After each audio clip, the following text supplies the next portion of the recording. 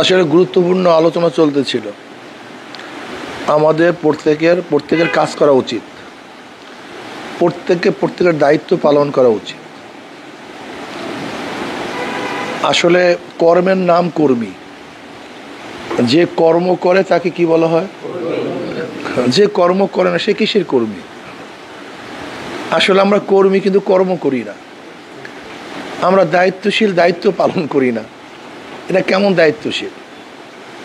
Driver যদি driving না করে তাহলে যাত্রী সামনে অগ্রসর হতে পারে না, পারে ভাই? ডাক্তার যদি চিকিৎসা না করে তাহলে রুগী ভালো হয় না। ঠিক দায়িত্বশীল যদি দায়িত্ব পালন না করে সেই সংগঠন চলতে পারে না। কর্মী যদি কর্ম না করে সেই সংগঠন অগ্রসর হতে পারে না। আমাদের কাজটা কি? তাআওয়ানু আলাল বিররি ওয়াত তাকওয়া ওয়ালা তাআওয়ানু আলাল ইসমি ওয়াল উদওয়ান। যেখানেই ন্যাক কাজ, ভালো কাজ আছে সহযোগিতা করা। যেখানে ন্যাক কাজ আছে, ভালো কাজ আছে, কি করা ভাই? সহযোগিতা করা। যেখানে খারাপ কাজ, বদ কাজ আছে সেখানে সহযোগিতা না করা। এইটা আমাদের মূল দায়িত্ব। একজন কর্মীর মাথায় সবসময় চিন্তা থাকা উচিত, একজন সদস্য সমর্থকের মাথায় সবসময় চিন্তা থাকা উচিত, আমি কিভাবে আরেকজন সমর্থক বাড়াতে পারি, একজন সদস্য বাড়াতে পারি, একজন কর্মী বাড়াতে পারি। এটা আমাদের মাথার মধ্যে থাকা উচিত, সবসময় চিন্তা থাকা উচিত। দাওয়াত সবচেয়ে দামি। সবচেয়ে দামি কি ভাই? দাওয়াত।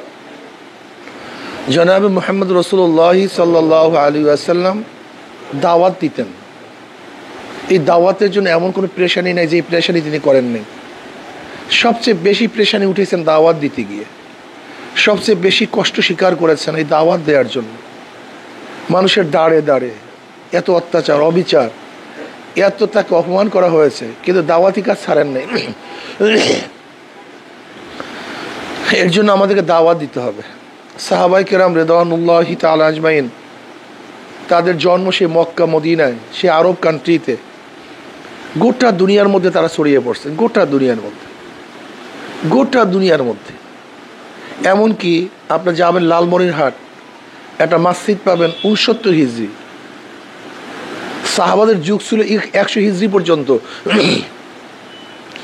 আর সেই মসজিদের বয়স 69 হিজরি। মানে সাহাবাদের যুগের সেই মসজিদ আমাদের এই লালমনিরহাট। আপনি চিন্তা করতে পারছেন যে কোথায় গিয়ে তারা দাওয়াত দিছে, কোথায় দাওয়াত নিয়ে আসছে? এর জন্য আমাদের কাজ হলো দাওয়াত দিতে হবে, দাওয়াতে মগ্ন হতে হবে। একজন আল্লাহওয়ালা লোকদেরকে আল্লাহর সাথে মিলিয়ে দেওয়ার চেষ্টা করতে হবে। জান মালের খরচ করতে হবে, অক্লান্ত পরিশ্রম করতে হবে, সর্বোচ্চ চেষ্টা করতে হবে, সর্বোচ্চ সাধনা করতে হবে। সাধনা ছাড়া কোনো কিছুই হয় না। সাধনা ছাড়া কোনো কিছুই হয় না। ভালো রেজাল্ট করার জন্য সাধনার প্রয়োজন, ভালো ব্যবসায়ী হওয়ার জন্য সাধনার প্রয়োজন, ভালো কৃষক হওয়ার জন্য সাধনার প্রয়োজন, দেশটাকে ইসলাম হুকুমত করার জন্য সাধনার প্রয়োজন। সাধনার কোনো বিকল্প নেই। এই জন্য শ্রমিক আন্দোলনের আমাদের প্রত্যেকটা নেতা কর্মীকে দায়িত্বশীল হয়ে প্রত্যেকের কাছে কাছে দাওয়াত নিয়ে যেতে হবে। আল্লাহ বলা লোকদেরকে আল্লাহর সাথে মিলিয়ে দেওয়ার চেষ্টা করতে হবে। কি রাজি আছেন ইনশাআল্লাহ? আমাদের প্রত্যেকের দায়িত্ব আমরা পালন করব, দায়িত্ব অবহেলা না করি।